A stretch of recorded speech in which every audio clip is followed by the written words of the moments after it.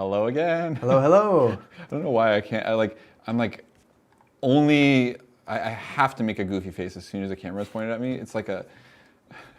It's a requirement. Yeah, I feel like there's like some sort of like deep like instinct that I have. It's like a reflex. I just like, Yeah. anytime like a camera's pointing, I'm like, oh. Just like I pull a face. Anyways, hi everyone. You're seeing my face once again, and Jay's slightly larger. Yeah, I need to work on that. The color's off too. Oh yeah. I can't win with these. We were struggling with sound too much. Yeah. Struggling. We're actually having great success, yeah. which is awesome. I know we've griped a lot about the sound on the stream. Very excited about this. Yeah, because we've been fighting a bunch. Show you guys. Oh yeah, are you gonna set up right now? Yeah, Cool. I'm working on it. I will have it on briefly here. Sweet. So I'll talk about it while you're doing that. Our setup here has evolved quite a bit as we've been doing this. We've got more cameras. New mics.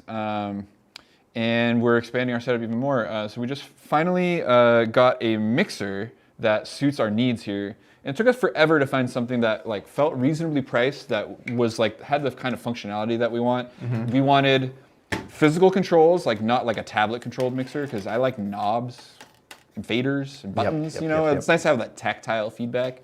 And then we needed enough inputs of the right types for our stream, which is we need a few stereo inputs and a good helping of mono inputs. And then we needed 3 or more stereo outputs, which is a really unusual feature.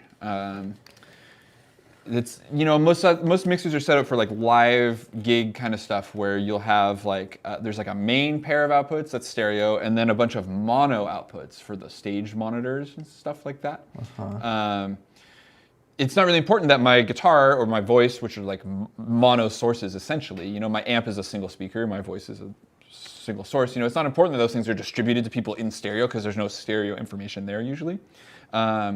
But when things are stereo, it becomes more important that you hear the whole thing, And this especially becomes a big deal when you're doing like full music playback. So like the production stuff that we do on the stream, where it's fully in stereo sound.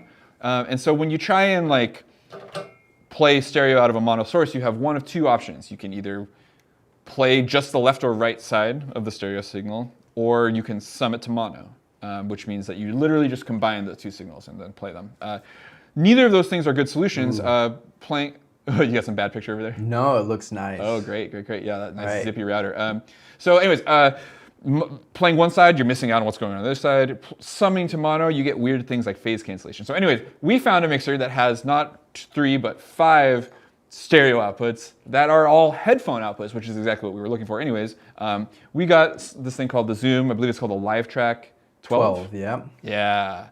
Jay's going to flip his camera around to show you right now. I sure will. So this thing's pretty groovy. I really like it.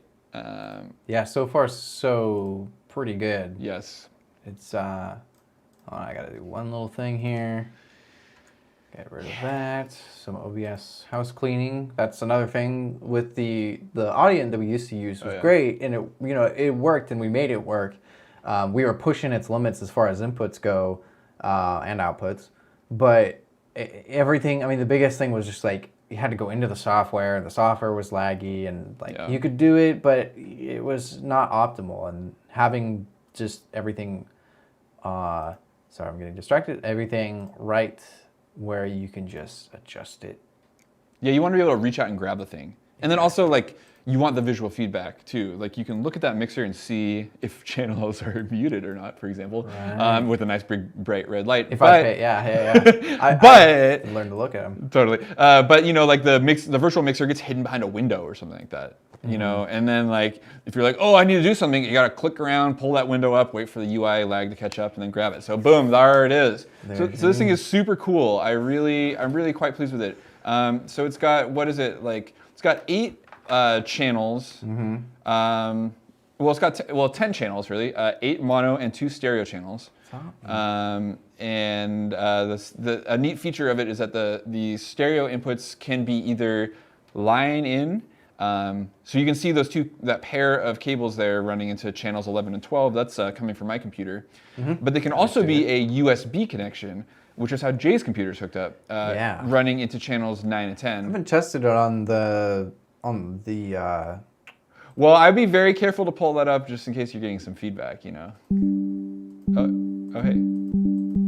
All right. There it is. Yeah, cool. Y'all can As long as you're not monitoring. Yeah, oh, right. Because I'm monitoring. You're direct monitoring. Hey. Yes. Our lives are getting a lot better. So, the thing I was worrying about was like if he's sending this signal out to the stream and then he's monitoring after it's hit the computer, then when he brings his computer audio back, it's going to create a feedback loop where it's going to, and then we'll get running feedback, and that'll be when you're really glad to have a physical mute button or a fader to pull down. Yeah. But now Jay doesn't have to monitor through the computer at all and can monitor directly from the mixer. So y'all are just hearing like the master output from this mixer, and all of our life here, audio-wise, happens before that. So, like, if I were to bring Cory down. Yeah, ba ba ba ba ba ba ba ba. Jay can still hear me though. Yeah, I can hear because there's multiple tracks, but you guys. Yeah. Yep, not much to hear here. Yeah. Actually, it does seem to be coming through. Huh. Really? We're still learning. So. What Let's see. Let's see, I'm on the master output. So let me. Oh, I have to reset the. Here we go. Oh yeah, you have to catch up. So, there we go. So these are interesting. They're physical faders, but they you can switch mixes on them. Yeah. So they have these 6 different mixes, which is pretty cool. There's the main mix and then 5 aux mixes. They call them fader modes, but yeah, it's mixers. Yeah, they're separate mixes. So when you switch mixes, like the LEDs display the mix level, like the current fade level of each channel. So like that mix has just a little bit of my computer in it and none of the other channels up in it. That's A, but my headset up here is on A, but I'm actually monitoring the master mix and not mix A. A can be its own thing, but it's also the one that you can trigger up here to like, actually all of them you can Yeah, they're all master, selectable, so you can pop them onto, you can either 5 outputs on the master mix or 6 independent mixes, which is pretty amazing. So Lucy's here, not having a whole lot to do yet, running camera. Has their own mix, which is awesome. So because we all want to hear different stuff. Like I want to hear the music super loud, and I don't want to hear myself talking at all. Because Jay wants to hear kind of even mix. For someone out here running the camera, it's maybe more helpful to hear. Jay's got like a separate talkback mic set up. I don't know if that's gonna come into play today or not, but that's the concept. So that he can. That mic's just routed to our camera op and not to the stream at all. Yeah, I actually haven't set that up yet. I can kind of demo it. So Lucy's is on QC.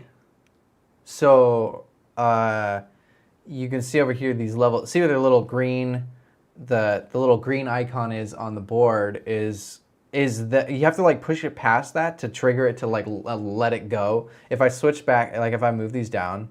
Lucy's, can you hear us? So we're getting quieter.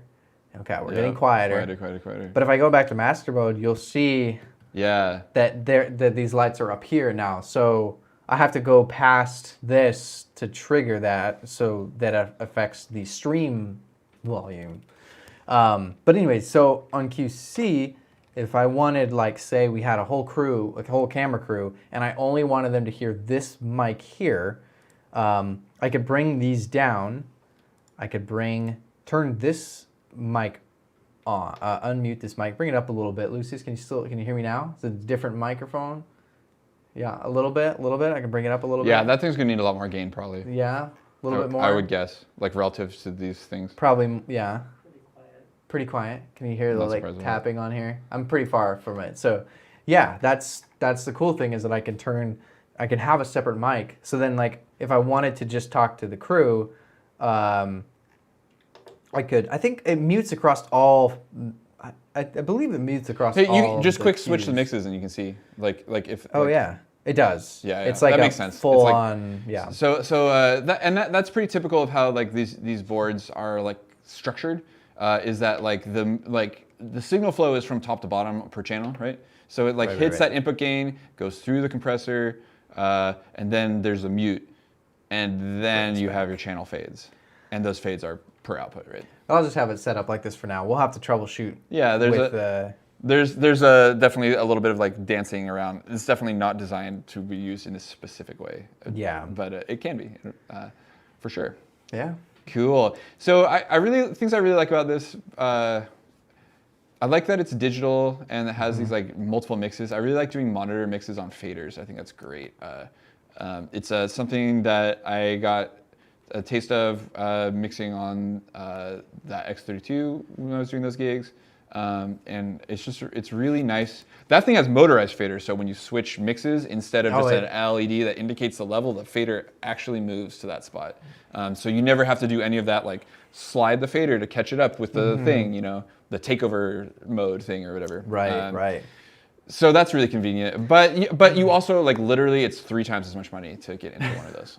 So this was like a much more reasonable.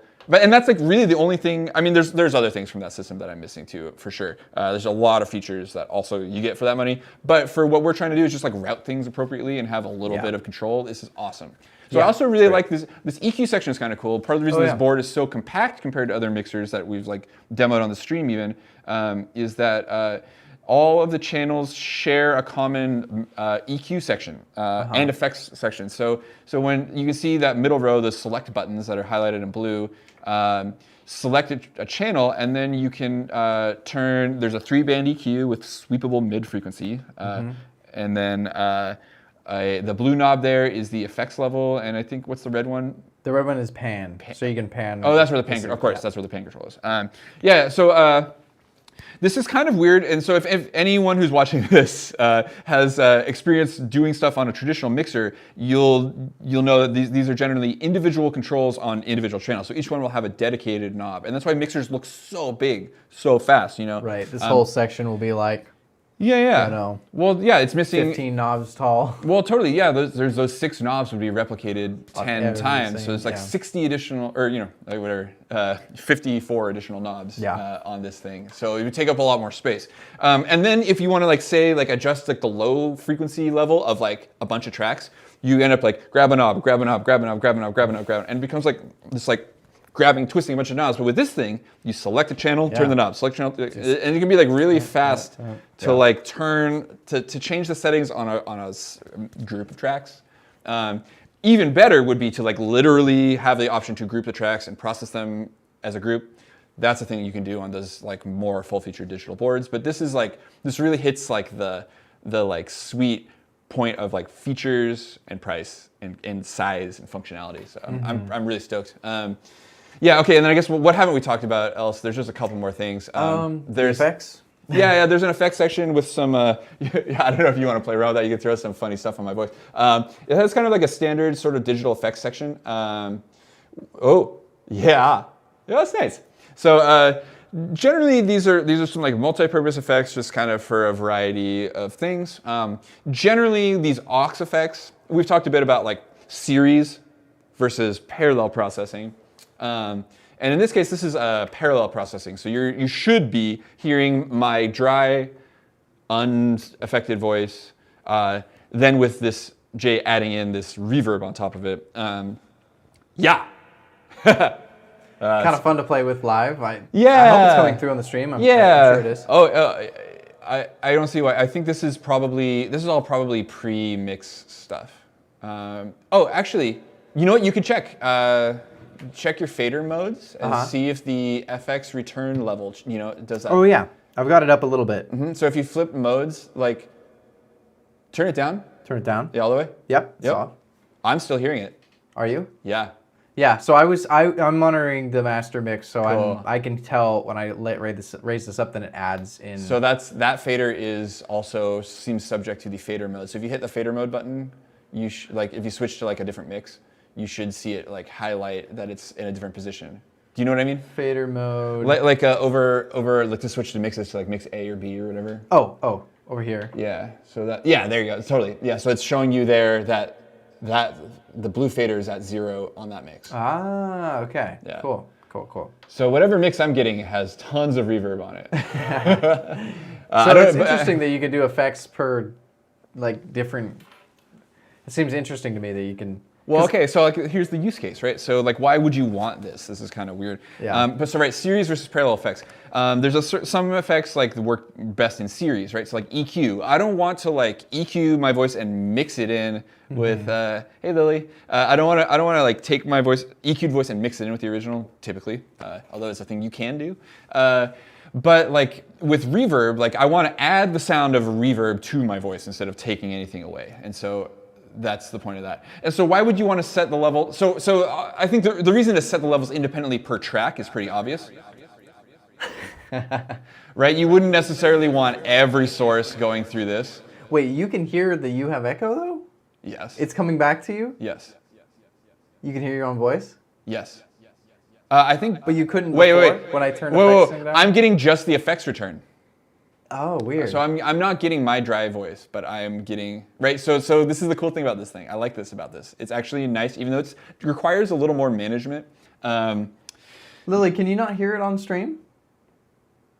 Oh, you do hear it. Okay, you good. heard that weird delay. Good. Yeah. Okay. See, yeah, I'll turn it back for a second. Yeah. Which is like, this is exactly what I want. I don't want to hear my dry voice, but if you're adding effects, I would want to hear it. Like, it's totally a thing that I do sometimes for people who are recording. I mean, usually people monitor their voice when they're recording, but you mix in a little reverb to like help people hear themselves better. In this case, when I'm talking, I don't like, just like helpful for me to know how smeary it's getting and like how much I'm triggering it. But so anyways, so you'd want a different reverb level for different instruments, right? You can kind of like, the mix concept is that you like can place them in like a virtual space, right?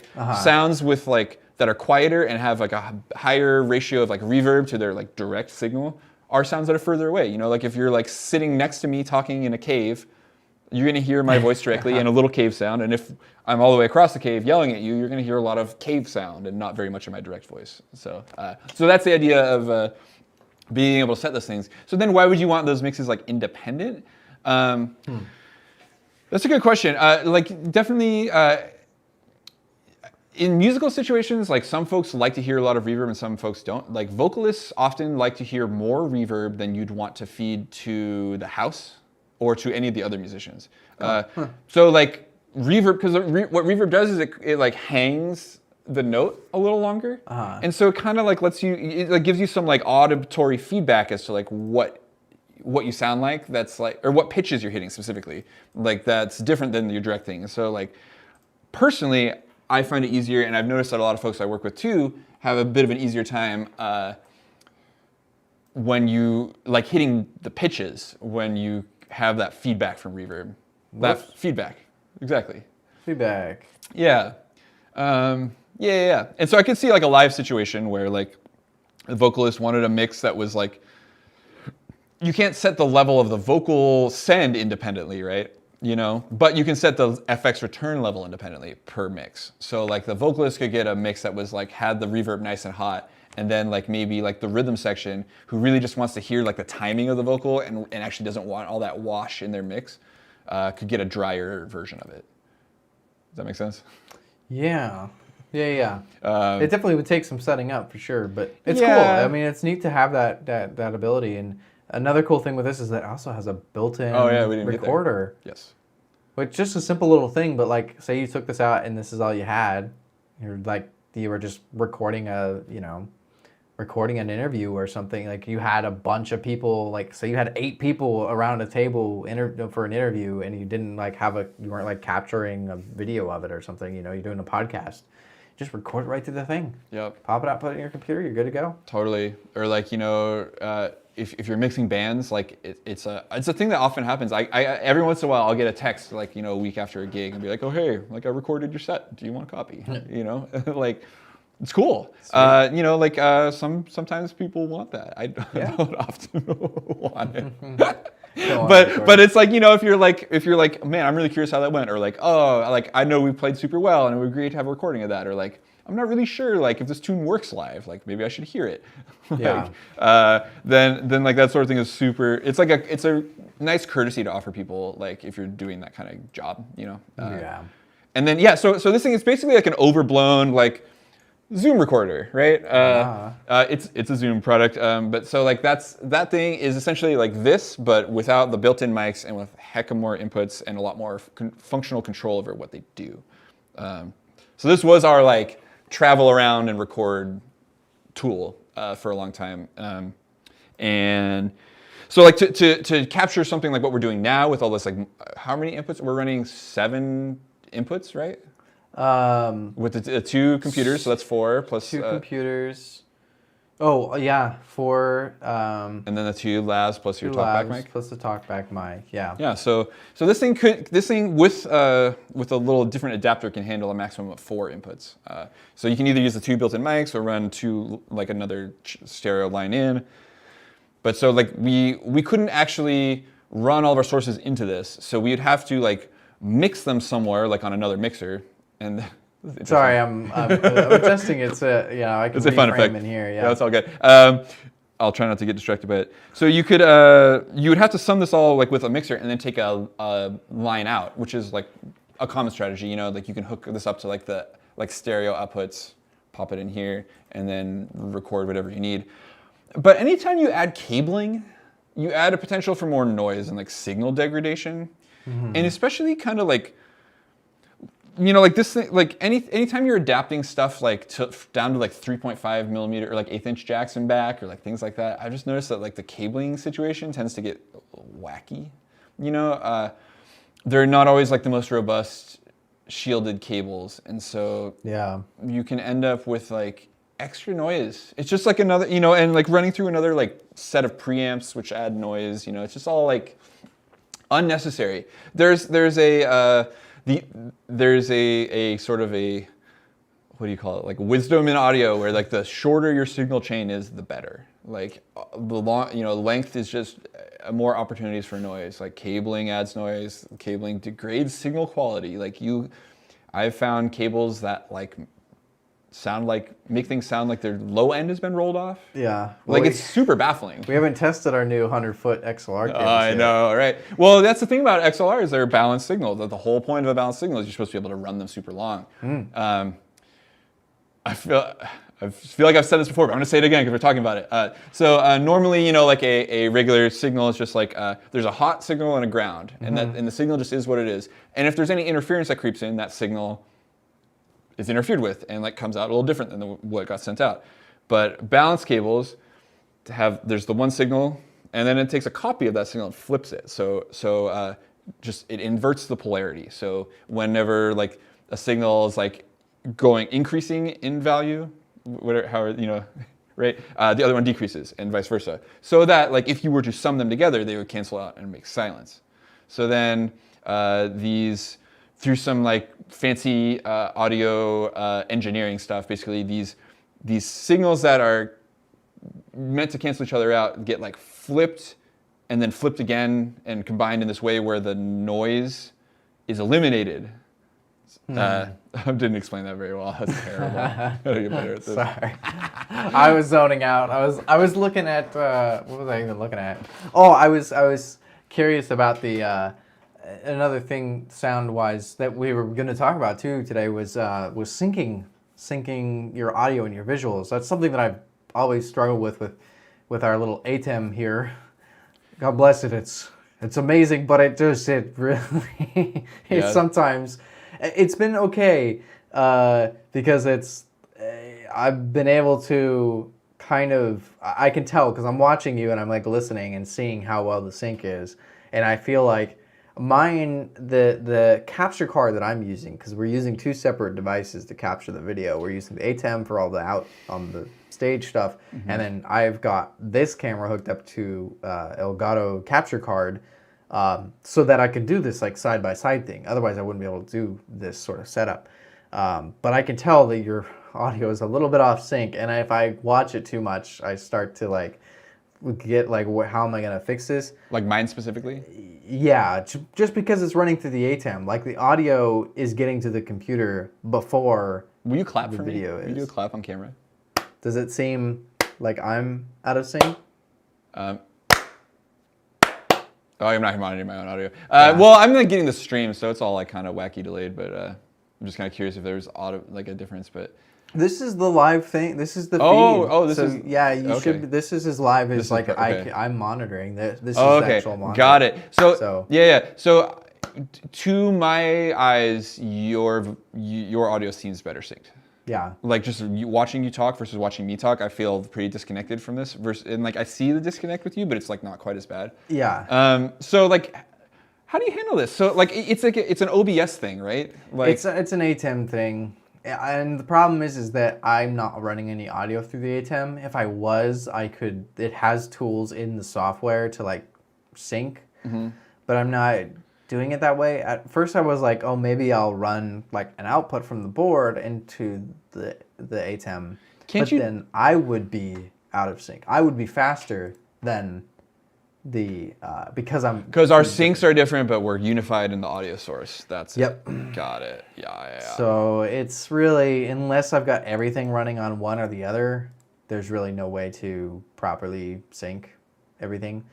So syncing's a big deal. Even like the smallest amount. Like I was just doing some client work for in a music video kind of situation. Right, it was, recorded, pre-recorded, and having to, I got a mixed and mastered take of audio that I had to then sync to the video, and even just a tiny bit, like it would throw the whole thing off, and you could tell like pretty much instantly that there was something wrong with the sync. And the toughest part was that we did multiple takes, and the last take was usually the one that they went with as far as like to actually mix and make it into its final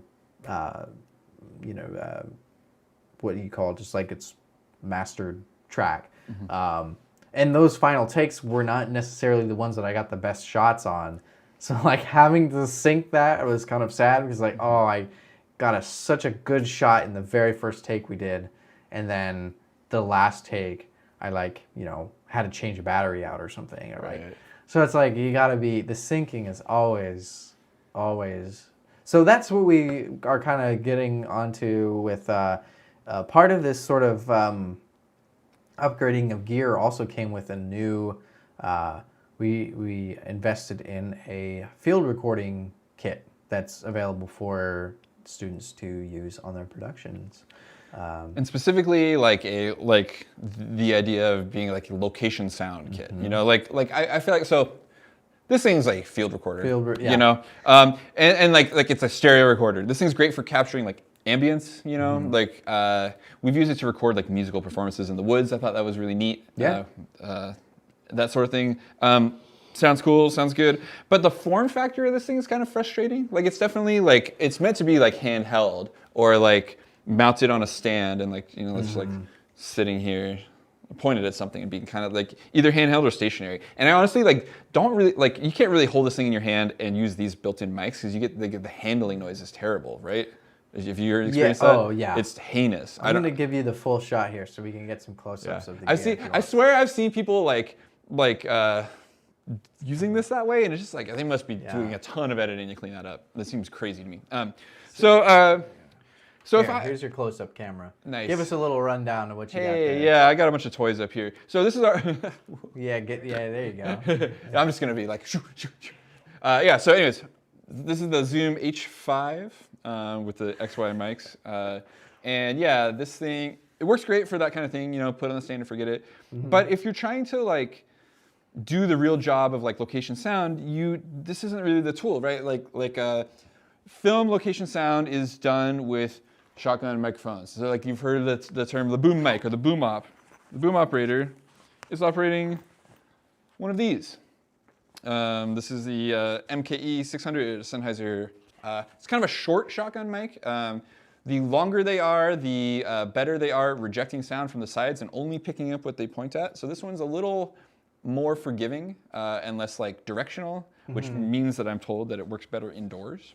Interesting, yeah. So I guess that makes sense because you got a lot of outside. You have a lot of noises. Yeah, whether it's birds or cars. Totally. Or so the notion of the boom mic is that it's supposed to kind of like a zoom lens for audio, essentially, where you're kind of like hyper focusing on that one thing that you want to hear. So if you're recording people speaking, like you want to like hear that and not the sound of traffic and the sound of like everyone like messing around with their gear like 100 feet that way or whatever. So you got to point stuff at it. So this thing, like generally the job is this thing gets mounted onto. Well, I'll show you a boom pole. So we got one of these cool ones with an integrated XLR. So this thing's sweet. Expands to be pretty freaking long. Yeah, I'm not sure if I'm 100% sold on it yet. On the integrated boom? Yeah, the thing that I love about the boom poles is, when you hold them, one of the ways I like to sort of like anchor it down and get a nice sturdy shot is to hold it on the ground on the floor, and but the problem with this one is you've got the XLR connection on the bottom, which isn't a big deal. I mean, it's still obviously usable, but totally, it's one little. That is a legitimate ergonomic gripe with this thing for sure. And there is there's definitely a camp of people who like their internally cabled poles and a camp of people who don't.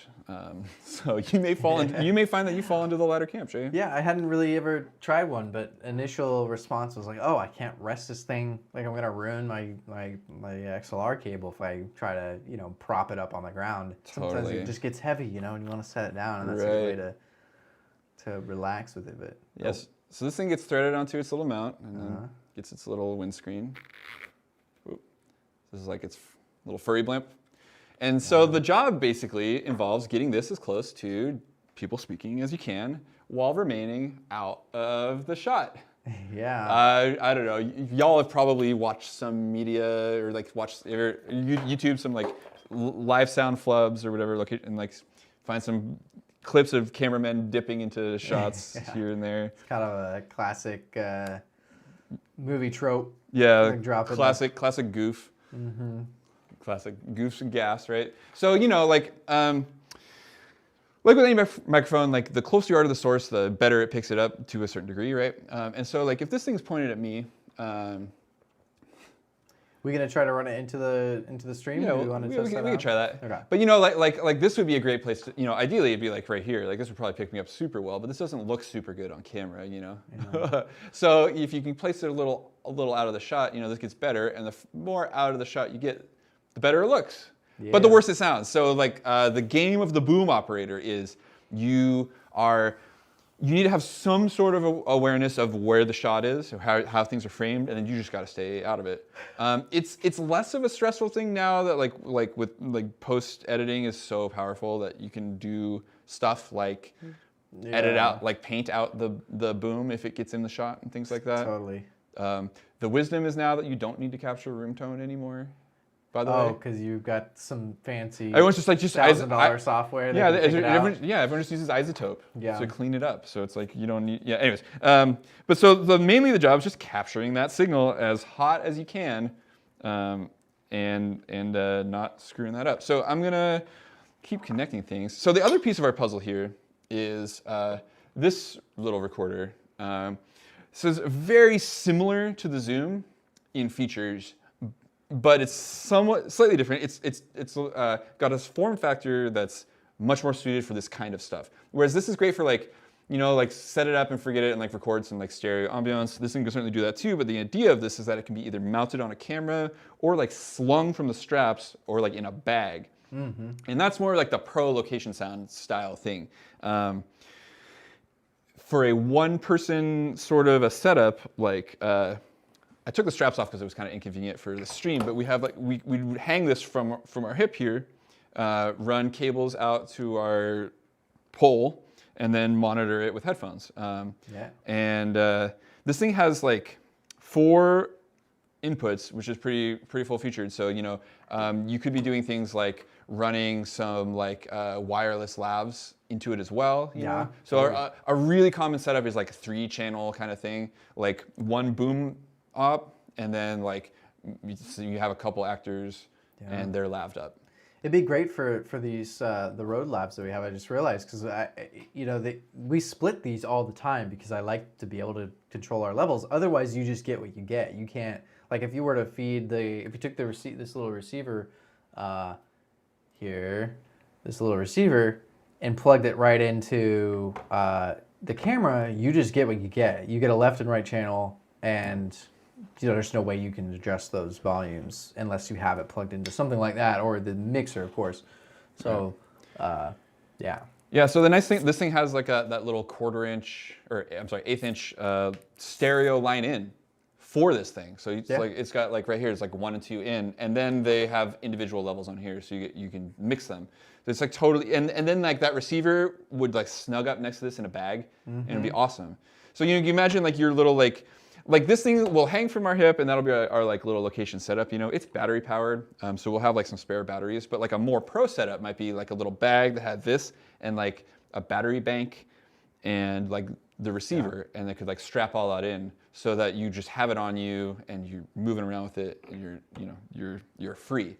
So the slightly more pro version of this, slightly more pro, would be just to like break out the job of boom op to a second person. And so typically like location mixer and boom op are 2 separate jobs, 2 separate pay scales. And they're very different tasks. Location mixer is responsible for distributing audio all around set wherever it needs to go. So capturing things, recording them, monitoring them, whoever wants to hear things, blah, blah, blah. And then the boom op gets to focus only on putting the boom in the right spot. Not the levels, not the mix, just pointing it at the right spot. And that's exactly how you want it, because it becomes as much of a performance as the acting. You have to move with the actors. You have to like nail the shot with the actors. If you screw up, you got to take it again. Oh yeah. Like the actors. So it's like it requires a lot of attention. The more like with any of these things, the more individuated attention you can give to any step of the process, the better it is. That's why like in very high levels, a lot of the things that we've talked about doing that it's like, oh, you can do all this stuff yourself. Like individual people do all those things. Yeah. But it's cool. Like the more you know about the process and what all of those roles are, the better you can do your individual role, which is fun. Yeah. So I'm gonna see if I can get this thing to spit out some sound, because I'm like, oh yeah, let's try it out. So I have remember I was talking about keeping your signal chains short. We're doing a poor job of that right now. So right now the way I have this set up is we could skip this and go straight into the focus tray if you just want to hear the mic. But let's just do this because it's fun. How you got it set up now? You gonna go into the? Yeah, like I'm gonna see if I can get a signal in this thing, and then I'll just like spit it out to you. Oh, okay. Through the Focusrite, of course. Got it. So the Focusrite that's up here that I'm always using to get sound in on my computer is just a 2-channel sound card. It's got 2 inputs, 2 outputs. So it's only thing it's doing is sending my computer audio and now the stereo output from this thing. The one thing I was disappointed to find this just a few minutes ago, that this does not act as an audio interface like a lot of the Zooms do, but whatever. I'm not intending to use it that way. So to get sound for our shotgun mic, we need phantom power, and I gotta go dive into some menus for this thing. For that, not very interesting on the stream, so I'll be quick. The menu has very little scrolling, which is nice. I don't know if you can like see this like little like upside down 3-line display, but actually that's pretty good. Yeah. Too bad I can't read that well, and it's on a delay. But anyways, yeah, so it's pretty straightforward. So I go and select input. Oh, where is it? Oh, mic. Phantom volt, 48 volts. Oh, it's adjustable. Interesting. Okay. How do I set this on here? Maybe I don't know. Oh yeah, I tried to look around for it and I couldn't quite find how to actually turn the phantom power on. But the boom has the battery. Oh, it does have the battery. Power, so. Yeah. Are there batteries in it? No, I took them out. Okay. Well, that's another good thing to practice with your gear is trying not to leave batteries in your stuff if you can help it. It's pretty like humid here, so that kind of can cause issues if you're like using it out in the humidity. And the newer batteries are better about it, but like if you've ever been around old gear and somebody's left the batteries in it and it gets all corroded, it's pretty terrible. It is an easy way to ruin equipment. So I've just kind of gotten in the habit of trying to take batteries out when they're not being used. Plus, we're using rechargeable batteries, so while they're out of the thing, they can be recharged. Totally. So, Man, it's really interesting that it's like not obvious where this is. yeah, I dug around a little bit and I couldn't quite find it. So I'm not sure. We can hear the mic at least, like if we run straight. I'm really curious though about where this thing is. Phantom power. In the meantime, let's just check out this mic. Oh, I see what you mean, like plug the boom into the focus, right? Yeah. Let's see if I'm like just as fast as this as I can think. Page 21, phantom power. So confirm off. Here we go. Phantom power status. It's in the recording screen. Sounds terrible, Lily. Yeah, batteries, definitely watch out. And like I said, they're better than they used to be, but it's definitely, it's a risk that it's not fun to take, especially with equipment you want to last. I've definitely had some like old boom mics that I found laying around here when I first started that I opened up and were like the batteries were massively corroded. They weren't great mics to begin with, but Dang, I'm gonna have to play with this thing a little more. No luck. It seems to require a bunch of menu diving or something. It There's looks not a switch or anything? well. No, there doesn't seem to be a physical switch that I can see. Yeah, I'm not sure. Often there is. Yeah, I'll have to dig in the menu. But here, let's check out the sound of this mic at least. It'll be interesting. Cool. Yeah. So I'm just going to make sure that this thing's powered down before I disconnect it, just in case something weird goes on. And then, cool. So we're going to pop this straight into the Focusrite. So normally what I do with this Tascam is I would just like be recording directly to it. It's got a built-in SD card. So like the whole purpose of this thing is to like capture audio and sync it. So we just like grab it and then you make like use like a clap or a slate tone or something like that to sync it up to the camera. Cool. So you're hearing that. Boom. That's on. Okay. I made this thing a little long, I think. Let me see. Let me make sure. Checky check. So it's kind of quiet. Check check check. Oh. It doesn't. I don't seem to be getting it. Oh, weird. Here's why. I pressed that button, but it didn't like stay pressed. There There I am. Cool. Hey, Okay. that sounds pretty good to my. Can you? I'm not actually hearing my lav. I'm just hearing this thing. I like that. Oh, how are you? Oh, yeah, because it's sending back around. That's right. That's right. Okay. Okay, so let me feed a little bit to this stream here. So I'm gonna bring Cory Neat. down. Let me show us what I'm gonna do here on the mixer actually, since I've got it set up where you guys can see. So on here, I'm going to. So this channel is the Focusrite out there on the floor. So I'm gonna bring, since Cory's talking. Actually, should I bring both of us down and then we can? Sure. Okay, I'm gonna bring both of us down and then we'll just hear audio from the boom mic. So that's gonna come down. Cool. So here I am. Just. Yeah, totally different. What do you think? Great. Cool. Yeah. So far, I'm liking it. For indoor settings, like I might not necessarily use this, but these tend to be pretty transparent. Something that's really interesting to find out about this is like the off-axis stuff. So like both like proximity and like axis, right? So like where it's like this thing's directional, right? It's like pointed right at the source. And so if I'm talking like this, you should not hear a whole lot from me now. Probably a little bit. It's echoing around the room, but it's not like my direct sound at all. Like it's a whole different signal level, I would think. Obviously, it's kind of funny when it's your own voice because I'm hearing it also resonating in my skull. Yeah. So you want to come out and say some things, Jay? And I'm gonna like I guess you're not gonna be able to hear it though.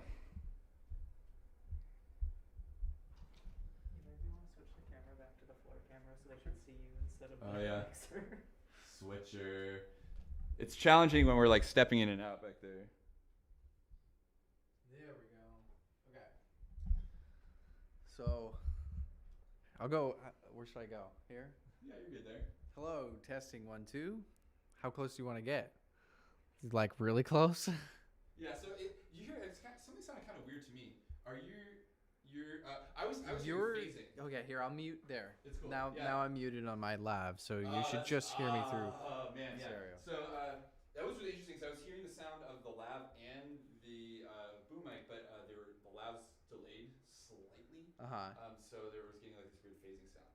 But anyways, yeah. So I had this thing cranked a minute. I had this thing cranked a minute ago when I was talking, but there's I'm gonna not point this so close to Jay's face, and so like probably we'll have to turn this up quite a bit. So I'm gonna just like creep and do that right now. Yeah, this is like that feels way too loud. I'm starting to hear room sound now, and my direct voice is kind of bad, but Yeah. how do you sound? Yeah. I don't know. How do I sound? Do I sound pretty good? Yeah. So I feel like Jay's signal level is really similar to what mine was when this thing was close to me, but. Yeah. So I do hear the room tone more. There's a white fan. noise source right back there. Yep. So there's like things making noise in here. Mostly the fan. I think that's the main thing. Yeah. Should be a little bit better now. Although, the room's still not treated enough to make it sound good, but it's better than it was before. Whoa. So you could probably really tell when I'm talking this way that it's probably going to bounce off the back wall and everywhere, and you can hear the sound of the room. Hello, testing 1, 2. This is a test of the That's fascinating. fancy mic. Is it peaking or no?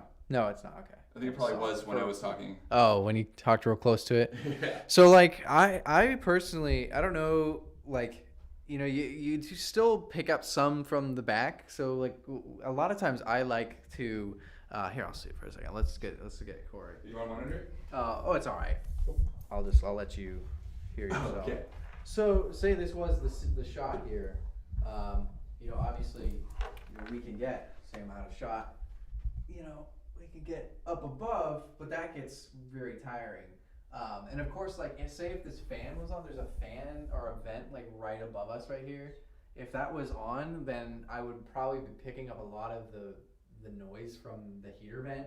So I could also go like down here and hide that mic out of the shot. Yeah. Like I might get some of Cory's keys. That's something to think about. Like, what are you hearing?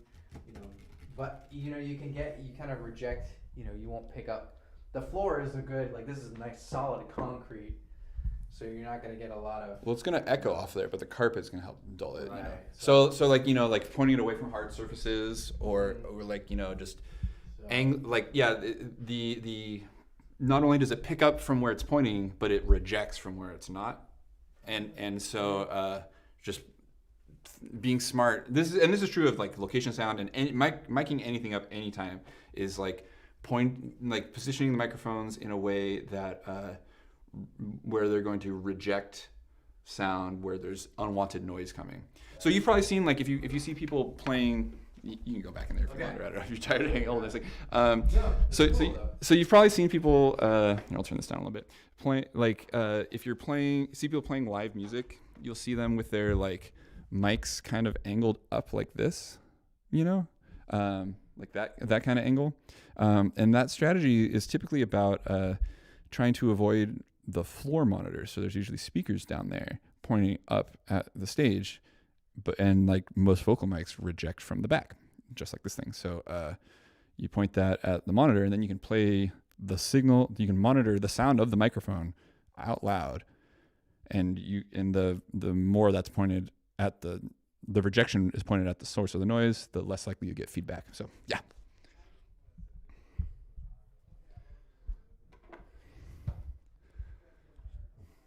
Yeah, that sounds great. This is a little exhausting.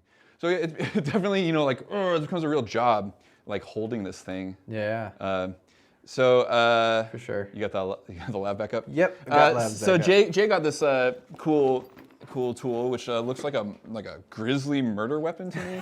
Like it seems like something from Saw or something like that. But this is like a stand wheel grabber. So it mounts onto a standard like clamps onto like a standard tripod or whatever, and then Oh, it's got the wrong way. Remember to do this right way. Holds your mic. So you could set this on a stand and chill, which is pretty nice. So like depending on what you're doing, like if you're like capturing a shot that has a ton of motion, obviously this isn't going to work if people are walking or going somewhere or whatever. But if you're doing like an interview or like a sit down thing, sorry you guys heard that. Then like if you're not planning on, if your subject isn't moving, the boom doesn't need to move. And so you can just point it and let it be. I'm really stoked about this. It's gonna be super fun to play with, and it's gonna be like as close to that pro experience as you can get without like dropping a big wad on like a fancy mixer. Yeah. Gosh, we were complaining about how like mixing boards like get expensive really fast. Like like a mixer with all the features we want, like a lot of them are like 3 times that price. A location sound recorder, like the pro ones, those like sound devices, like the 833 or whatever, they're like, they're like $5,000 for like these pro mixers. But they have crazy features that like, make them really reliable for high stakes, high budget productions where like it's gonna cost like hundreds of thousands of dollars if you screw up, kind of thing. That doesn't sound fun. Well, like if you're capturing sound on some like crazy big budget movie where like they're doing something like where it's like expensive or difficult to retake it, then you can't screw up. No, you definitely can't. It becomes less and less, like in the modern production workflow, these sorts of things are less and less of a concern, but you definitely want to do a pro job, and sometimes pro job involves some like more reliable gear, or just gears that's easier to operate, Like I'm scratching my head about this task, I'm like, how do I turn the phantom power on? Yeah, it's... Got to read the manual. I dug in there for a while and couldn't figure out. Oh man, it's super fun. I'm sure it's really obvious, and that like we just have to find the right spot. Like, read your manuals, people. And maybe read your manuals before you try and demonstrate the thing on a live stream. Oh. Pro tip. Imagine that. Yeah, but we're hanging out. This is like part of the experience. I kind of want we're experts on this stuff, but we're still learning. Yeah, and just any piece of gear takes a second to figure out. Like I understand all the features of this thing, but do I know where they are in the menu? No. Yeah. You hearing something funny? Oh, I'm just like that boom sounded so good. I'm like, I wish this. Yeah, that's pretty cool. That's great. Yeah, so I'm told that like if we got like a fancier one, like like a lot of like the real serious ones that people drag to their like location shoots, like sometimes those ones don't fly super well indoors, like the really long ones, because like it's literally like the length of the barrel, like it's like these like it creates these interference patterns that are what causes the off-axis rejection.